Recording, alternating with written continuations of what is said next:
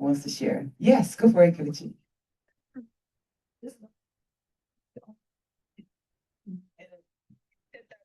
Living here my whole life, I have like the opportunity to be able to give back to other people. Not even market community.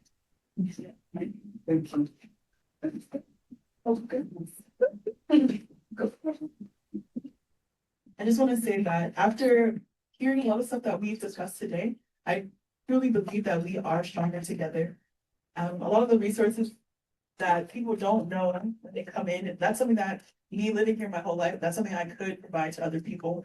And even though you might not know how you can contribute, but there's a way that you can help someone out, no matter how big or small, like that impact will be meaningful to someone. It'll change someone's life probably. Absolutely. Thank you. Thank you. Do we have anyone virtual who wants to share?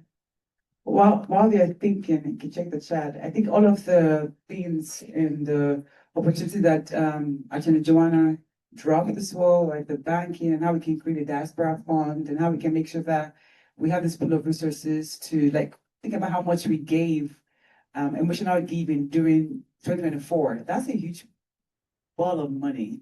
And so all the strategies around even giving, but also investing as you're giving. And so I think that's very powerful. And so I'm excited. I'm looking forward to that we're going to share all of those resources to everyone who registered for this conference at the end of the conference. But I am here to introduce this last but not the least panel at all. And our topic is around reimagining freedom and belonging, a conversation on leadership, legacy, and liberation. And I want to invite Attorney Cassandra Charles. I'm going to be reading her bio first. And this woman is, if you see her outside or anywhere, please give her a very big hug, because she's one of the fundamental reasons why we're having this conference. So thank you so much. Yes, that's her over there. Exactly. She's the director of advocacy at the African Immigrant Collective here. She's an Haitian American attorney dedicated to advocating for immigrant rights through strategic litigation, legal analysis, and policy advocacy. With extensive experience in civil rights litigation, she focuses on challenging systemic barriers affecting the immigrant community. Beyond or before her current role, Cassandra litigated cases on behalf of marginalized communities facing discrimination and economic injustice, and worked extensively to protect the rights of low-income tenants to fair, affordable, and safe housing. She holds a Juris Doctor from New York Law School and a Bachelor of Arts in Political Science from Hofstra University.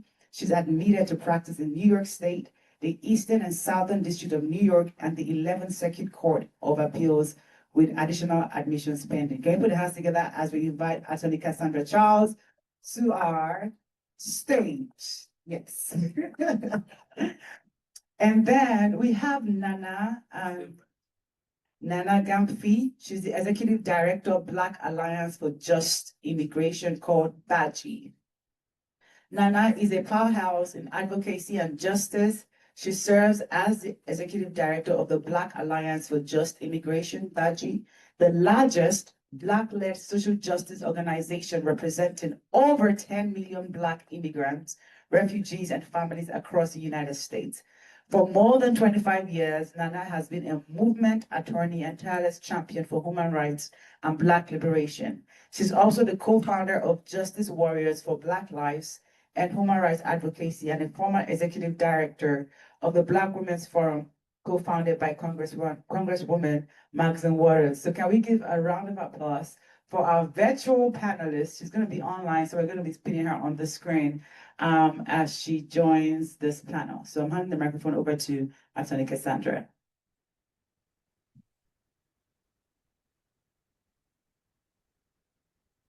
Thank you. Great. Yes. She's here. Okay, great. Nana, thank you so much for joining us. I know you're super busy. We really appreciate you taking the time to be here. And even across time zones, you're here. So thank you. Thank you. I'm so excited to be here. Can you all hear me? Yes, we can hear you. Excellent. I'm very excited to be here. And, I'm so excited for, first of all, just the convening. It is powerful. Just heard someone saying from inside the room that we know that our unity is our power, right? And it's always important, but particularly in this time period, for us to be exercising that power of what I call the unified resistance. So glad to be here. Wonderful, wonderful.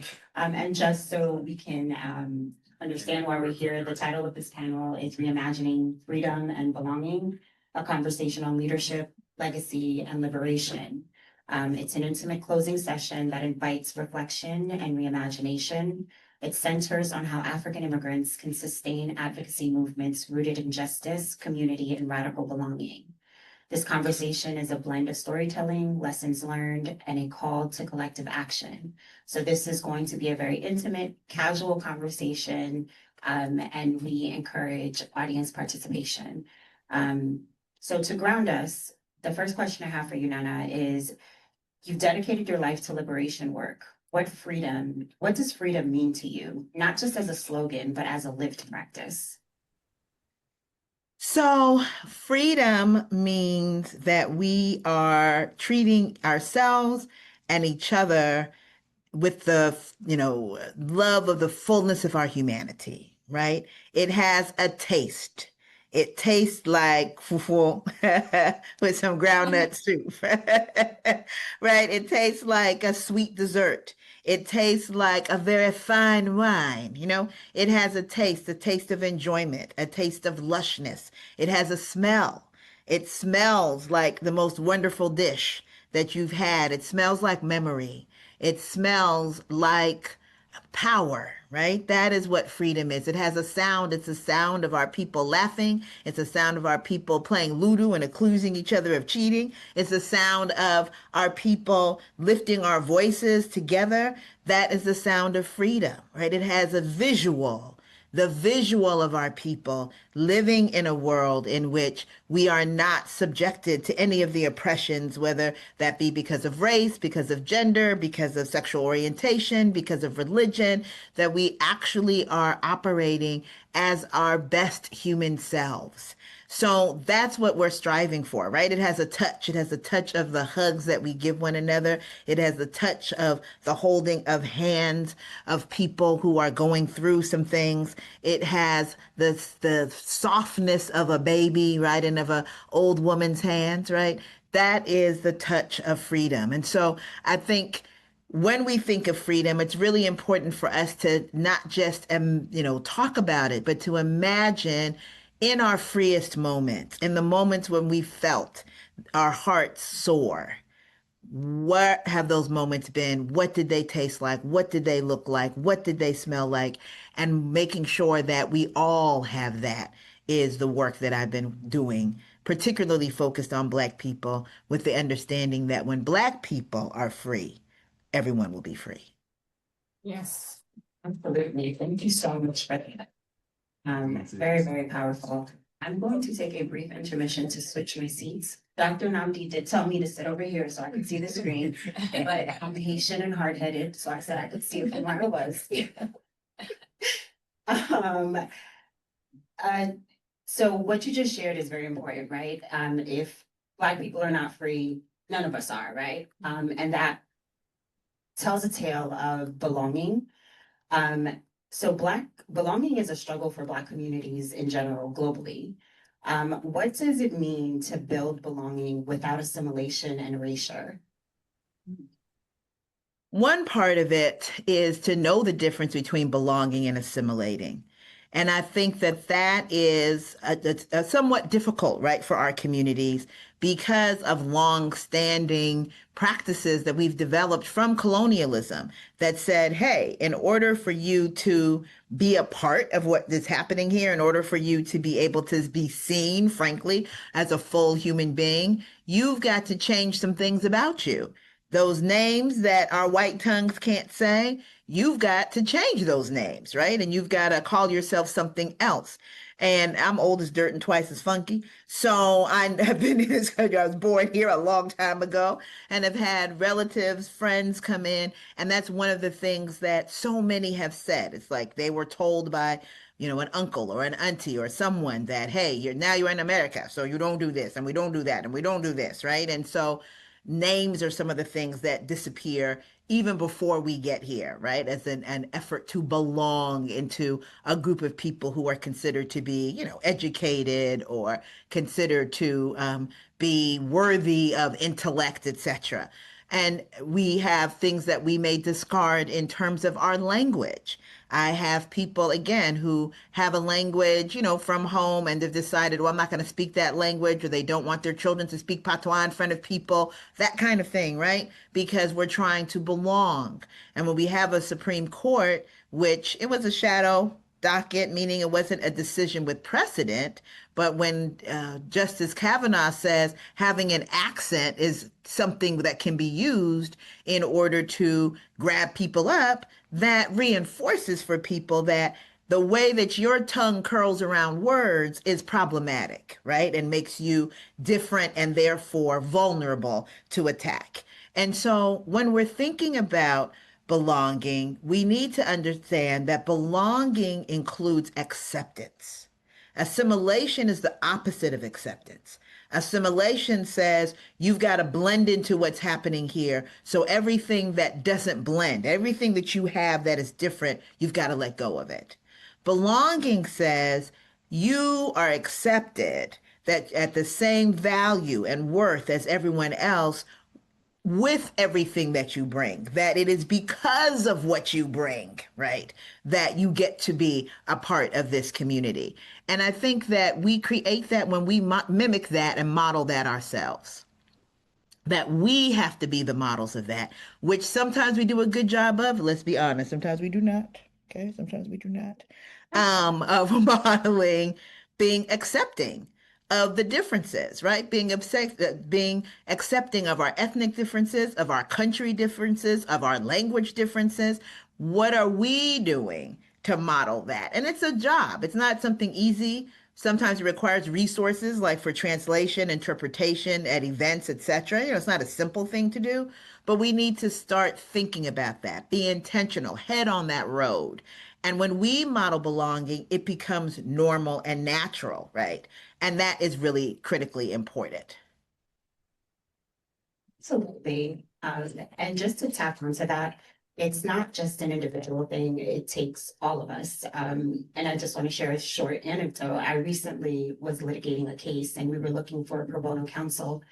And when we were talking to the partners at the firm, I was the only Black attorney on my side. And from the firm, there was one other Black attorney, and he was Haitian, and I knew because of his last name.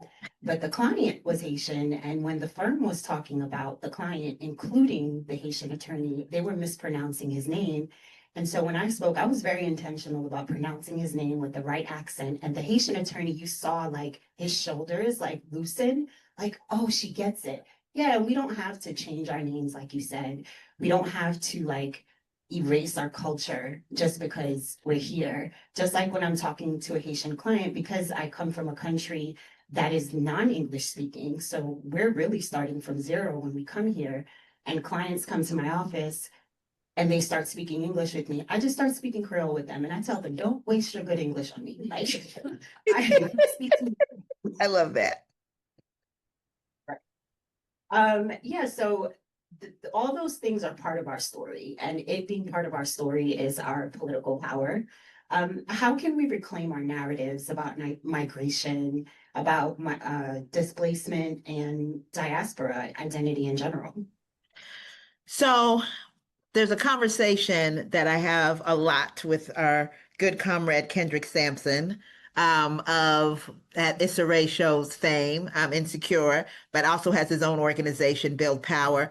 And we talk a lot about how our stories are actually the technology that defeats the oppressor's technology. Our stories, right? We are the technology. And the first piece of that is to change our frame. What is the frame of our stories? We have to have a frame that is empowering, right? When the person who would be king, during his first reign, when he referred to our countries as S-hole countries, and I cuss, so I'm just saying S-hole, there's maybe people in the room that don't. When he said that, I had to say to people, you know what? Sometimes we talk about our countries that way. Okay? Some of us, when we talk about our own countries, we talk about our countries that way. We don't talk about how the United States, Europe, and other countries, what impact they have. Why are our country leaders the way that they are if they are problematic? We don't talk about that part of it. We make it seem as if we are inherently problematic, right? Inherently, our leaders are corrupt. Inherently, our people are ineffective. Inherently, right? That there's something about our DNA that is wrong. And so, of course, those who would oppress us just pick that up and say, hey, even Cassandra said, even Nana said, right? And use that against us. So our frame has to come from a different place. What I tell people is that Black people are the face of resilience and resistance. And that's always going to be the frame of any story that I tell. That doesn't mean we pretend that there's nothing happening in our countries that needs to be changed, right? In order to improve the conditions of our people. But we tell that story in the backdrop, if we're talking about Haiti, of 200 years of trying to make that experiment fail, right? We do it in that backdrop. We do it in the backdrop in the case of Ghana or other countries in terms of modern independence movements, of the assassination of our leaders, of the insistence on, imposing on our political, imposing on our economic systems, the exploitation, the extraction. Like, we do it in that context and say, in spite of all of that, here we are still doing some things in the forefront of the world, including in the area of technology, right? Including in the areas of science, including in those areas that allegedly we don't know nothing about, right? And so the telling of the stories from that space allows us to not just be a people with our hand out, begging, for migration possibilities, begging for this, begging for that, but actually a people who are beyond deserving. Right. And because we are humans and what we are talking about is human rights. Migration is a human right. We are the first people on this planet. The earth is our turf. We shouldn't even need a passport to go anywhere. This is our baby. This is our place. Us and the ancestors. This is what we came up with. Okay. The fact that we've been limited by these people to having to deal with borders and border enforcement and visas and visa applications and all of this is something that we have to push back against in the framework that we are resistance, that we are resilience, that migration is a human right, and that our stories of migration do include stories of fleeing, but also include stories of exploration, right? It's not just fleeing. Sometimes people just want to see what's happening in the world and see if there's another place where they can grow. It includes stories of families, but it also includes stories of individuals, right? That these are stories of bravery, of courage that we are engaged in. And then we need to share them with each other and share them with the world from that perspective. It can't all be for $5 a day, you too can feed Alma and her village. That cannot be the only story of Black people. It can't be that we're all fleeing because of the horribleness of our own folks. It's got to be told in the context of what has happened and been done to us, and the fact that every time we leave, we are making an effort to adjust. It's a survival tactic and a thriving tactic to the oppression and repression that our people are experiencing. To church. Thank you. So how do we develop the next generation of liberation leaders who are principled, strategic, and rooted in community to get us there? So Cassandra, this is interesting because as a person who is old as dirt and twice as funky, I often think to myself, okay, what is the difference, right? Because I do think there's a difference between when I was younger and the ways that we were trying to develop as leaders and the ways that younger people are doing so now. And I think that part of it is a cultural difference that we need to connect back to, of how you develop as a leader or how you develop even as a person. For me, the way that my generation came in, it was like we were in the mix with people who were older, who were leaders, right? And we, so they seemed super older to me. Of course, now I'm their age. I'm like, this is not older. Okay, but it was older to me. All right. So they were I was in my 20s, early 20s, and they were in their 50s, right? But we were right next to them. So we learned by absorption. And we learn by absorption both ways. We learn by absorption, yes, that sounds good. Oh, that's how you do that. And also, I've absorbed this and I don't like it. This is not good. This is actually toxic. Okay. But we learn by being in the mix. Not because someone came and pulled out a curriculum. I'm not mad at curriculum. I'm just being honest with you, Cassandra. Not because they pulled out a curriculum, not because they did PowerPoint presentations, not because they taught us all about a process, but because we were right there. The difference between learning to cook from a cookbook and learning to cook at the knee of your grandma, right? The differences between learning how to put on a certain ceremony because you're a part of it and people are saying, what are you doing? Go over there and pick that up and who and what, and you're mad. But as you grow up, you learn, oh, this is how you learn how to do it. So now when it's your turn, you know how we do a funeral. You know how we do, something for a naming ceremony. You know how we do a wedding in our culture and the way that we do it because you've been a part of it.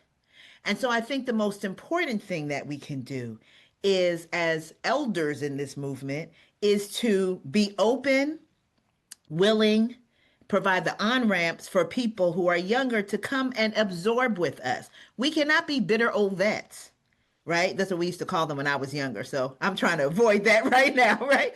I don't want to be a bitter old vet. I don't want to be a person when you come, I'm like, look at you.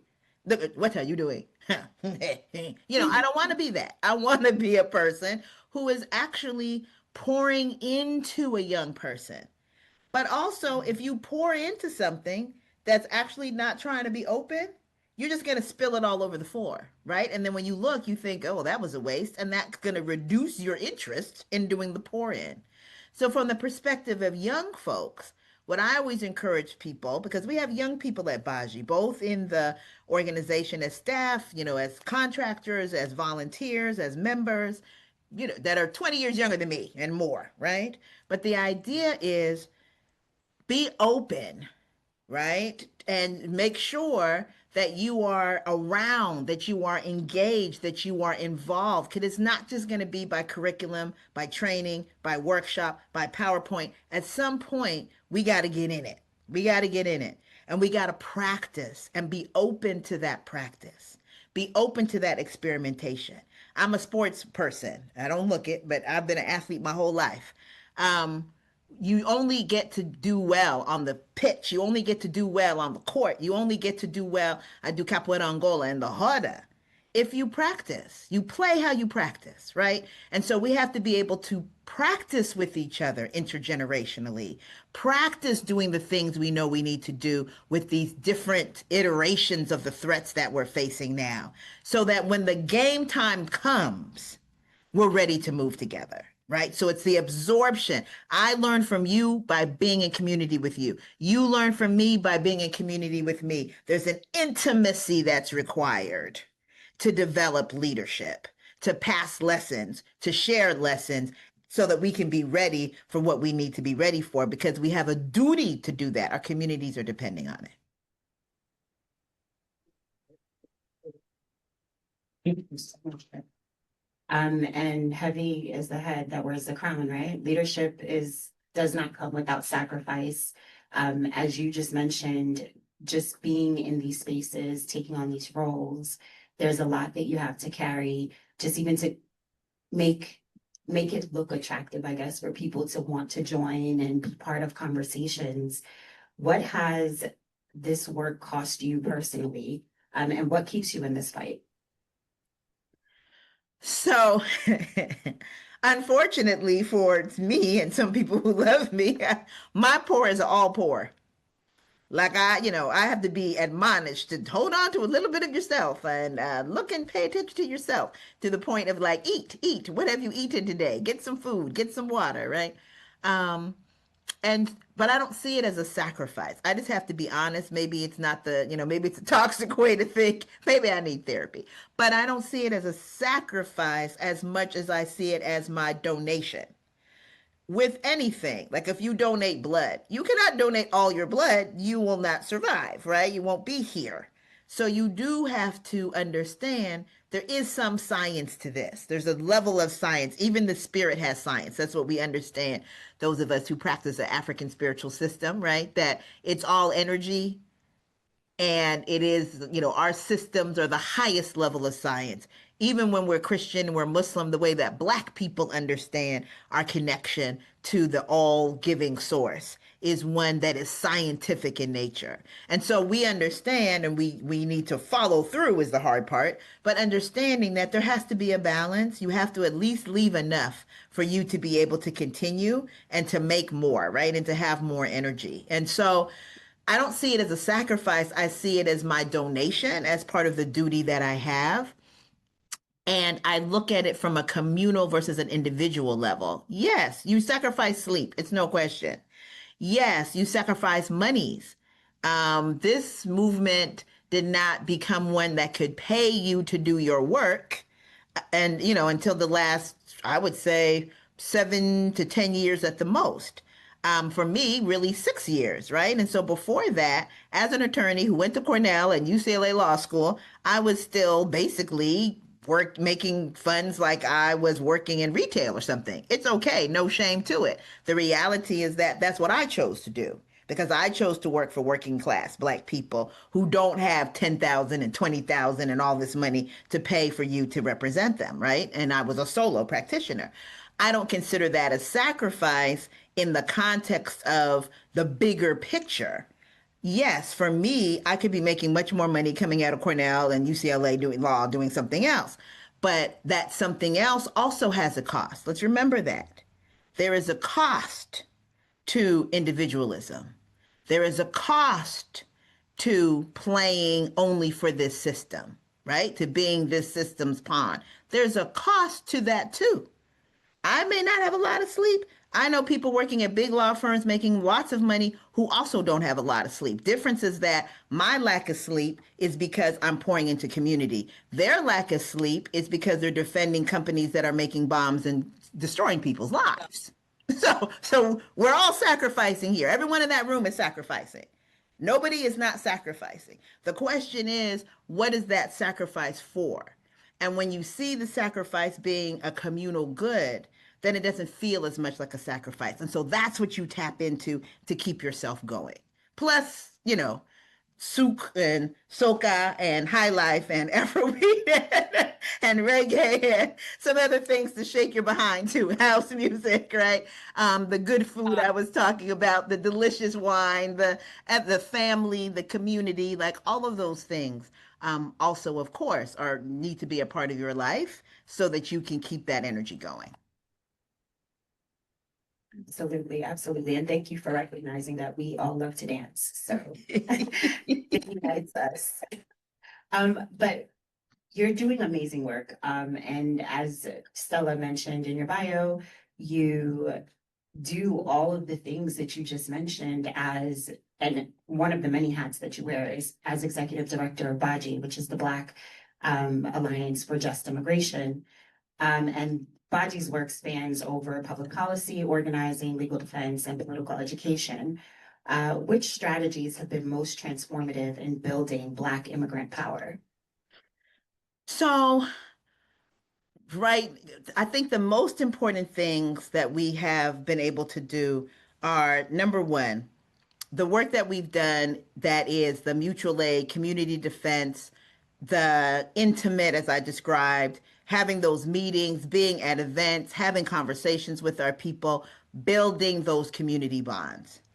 That is how we build power. We can't block anything that's happening if we don't have other people that are involved, right? And so taking like in Atlanta, if what we have is just, you Cassandra, and you're there and you're the leader and but there's no people behind you. There's no people that you're connected to, that if you say, hey, we need to be over here, at least 10 people will join you over here, we have a problem. And the only way that's going to happen is because you are engaging with community, right? That you have some kind of engagement. So that's one strategy, has been looking at mutual aid, looking at community defense, and seeing how those conversations, as we're providing that support to our communities, helps us to build community power. Right now, we have a campaign called We Got Us. I'll share that information. Maybe you can share it with other folks. That has a landing page that has like the Know Your Rights cards, emergency preparedness, for people that are vulnerable to being picked up by ICE or the regular police, that has like legal referrals for the states that we're in. So that's one strategy. We've got to deal with one another. We're talking about doing a food drive with organizations. Hopefully we'll be connecting up with y'all, to provide food during that week of Thanksgiving, as I call it. We all know what Thanksgiving is, right? Okay. So we're going to do something during that time, because we know that some of our people are afraid to even go to the store at this point, right? And as these threats increase, it's going to be that way. So that's one thing. The second is the narrative, the storytelling you talked about before, with the cultural interventions. So language rights, making sure that our people understand what is going on in the language of their heart, is important. To the degree that we can do that, we try to do that. But we also want to hear from our people, right? To get the stories of our folks and to help shape the narrative. Is it a fight between Black Americans and Black immigrants, or is that really being cooked up by other people, right? Are Black immigrants, not criminalized, and somehow we're so special? We are all doctors and lawyers and none of us are going to jail. Well, how is it possible that over 76% of us that end up in detention because of contact with the police, right? What is Blackness? How does that have to do with us as Black immigrants? These are things that we talk about, and it's part of the narrative building and cultural interventions that show and help us to be connected with ourselves as Black immigrants and with Black Americans, but also help us to understand the role that we play in fighting back. And then lastly, is looking at what are we doing to form mass organizing vehicles. So for us, that's the Black migrant ecosystem.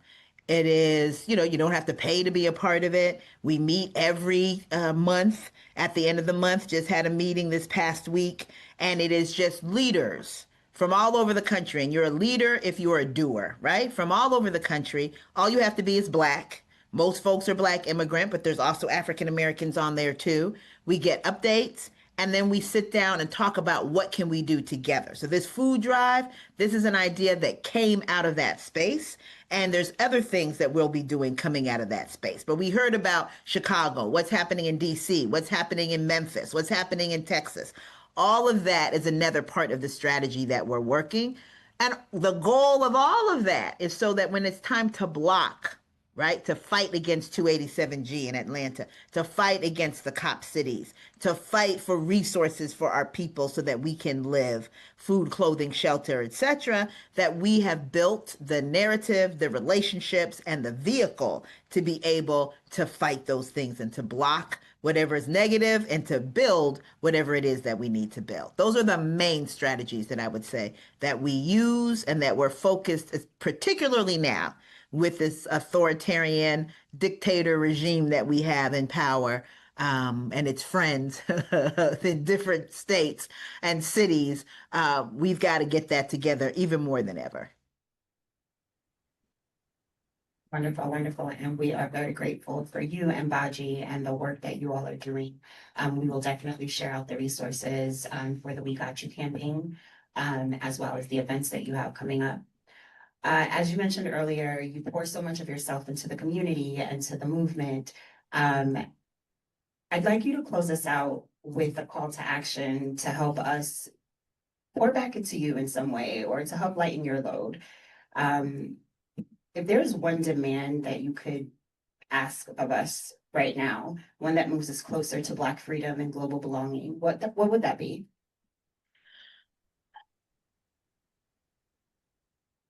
See and understand, determine where you are right now. What is the piece you can add to this soup? What can you add? We are making a huge meal on behalf of humanity.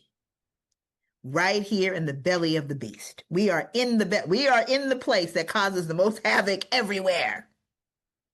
What can it's a, but and we need to make something, and I always call it a soup, right? We need to make a meal if you want to get other dishes in here that is going to feed humanity. What can you do? It may be you can only cut garlic. That's fine. You may only be able to come in, cut garlic, you got to go. That's fine. What can you do? You may be the one with the recipe. You actually cannot cut anything. You don't have time to cut anything. You're already working tree job. You don't need a fourth, but you do know the recipe. You know the recipe. And so that is something that you can share. You may be one that can do the serving, that can make sure that what other people have cooked, that at least you help to get it out there. You help to put it on the plate and get it out, right? You may be one who shares your plate. You see that someone doesn't have a plate and says, hey, I have this plate of knowledge. I have this plate of resources. I have this plate of actual food. Let me share that with you. Instead of looking at how can I be David that by myself with a slingshot and a rock brings down Goliath, right? Let's think about how you can do just your part to connect to what is already happening. You don't even have to make up something new. Connect to what is already happening at the level that you can do it, but connect. Comrade George Jackson, who's passed away long now from the Black Panther Party, said, if you can't spit to support liberation, start to spitting. Whatever you can do that is going to connect you to the larger work that other people are doing, I implore you to do that now. If you want to join BAJI, please feel free. You can go to our website at baji.org and sign up there. You can DM us on InstaBaji and we will connect up with you there. You can hit us up at together@baji.org, which I can also put in the chat. You can hit us up there. There's local orgs. BAJI has a local office in Atlanta, but there's other folks that have work. This organization here, connect up with other folks, get more engaged, get more involved. That's all you need to do. That in itself moves mountains. Absolutely, absolutely. Thank you so much, Nana. We really appreciate your time. If we could just take a couple of questions, are you okay with that? Because the audience has Absolutely. Yes, I'm okay with that. I'm here with you. Thank you so much.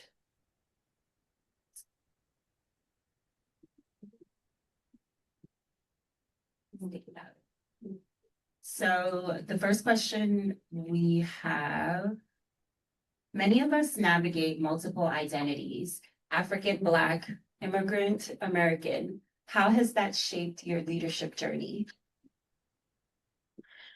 So I think, and yeah, thank you for that. It's really important. And that's why I think we have to look at this as a collective piece, because if we just do things from my identity, if I just operate from my identity, then I miss other pieces and the vulnerabilities that other folks have. And so what I would say is that I take what the square that I'm in, right?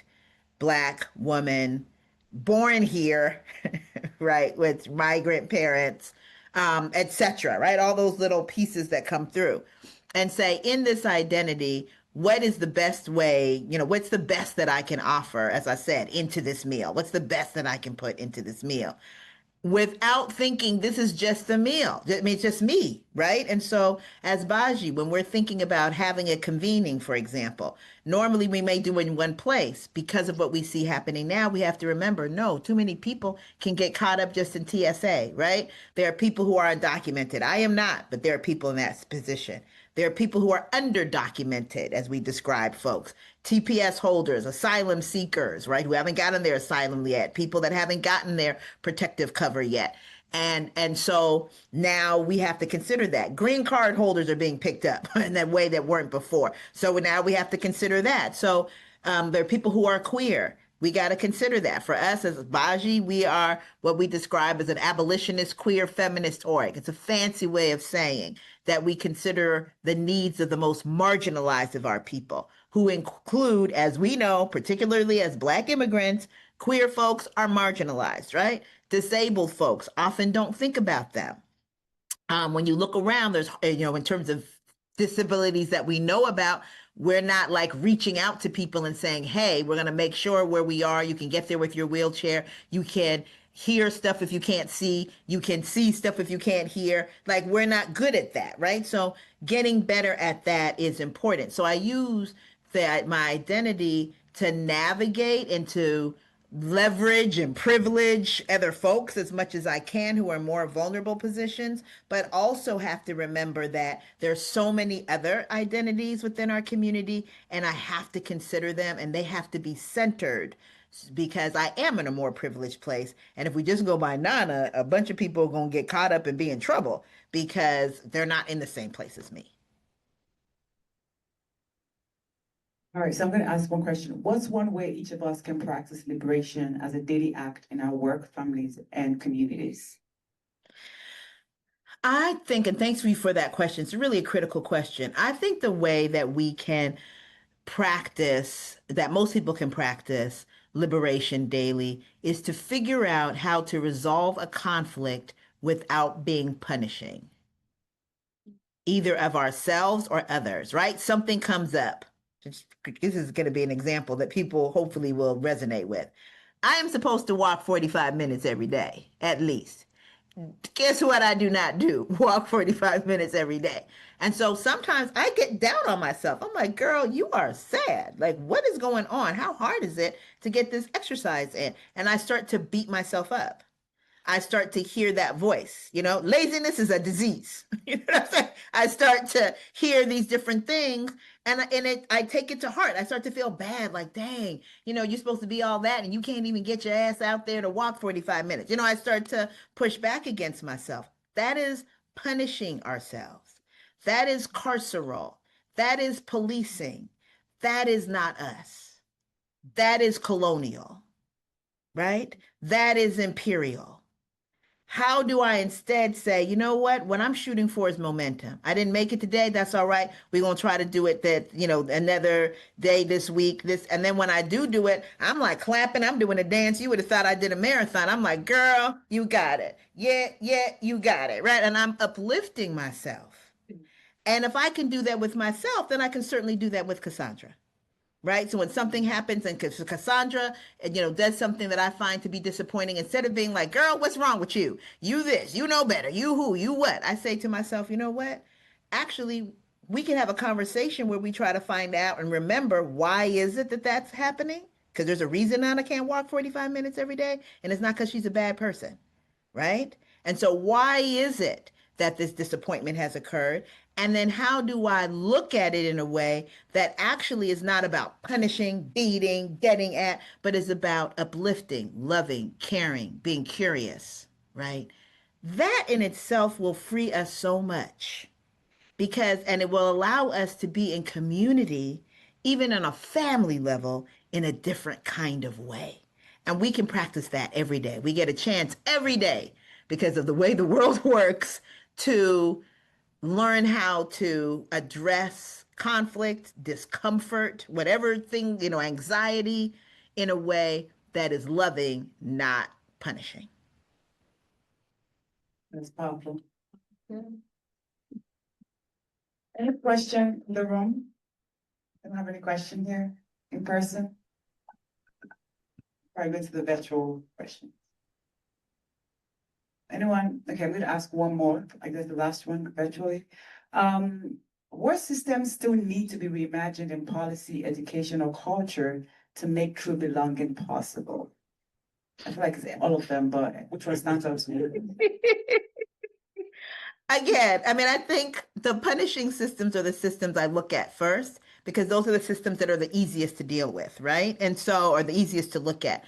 They're so ingrained that immigration, which I know Cassandra would back me up, is supposed to be a civil and administrative process, somehow involves people with guns and cages and this is supposed to be civil. It's not even criminal, right? But somehow it has become this very criminalizing piece because criminalizing, punishing, disciplining is such a part of what's happening, right? And so when we talk about abolition, which is the elimination of these punishing systems, it sounds very scary, or that means that the criminals will be out here wild in the street. But I'm just going to do an example. I'm not in the room, Cassandra, you are. Folks should raise their hand if they've ever seen the police stop a crime in progress. Not afterwards, but stop the crime in progress. No hands raised. Yeah. Because that's not their job.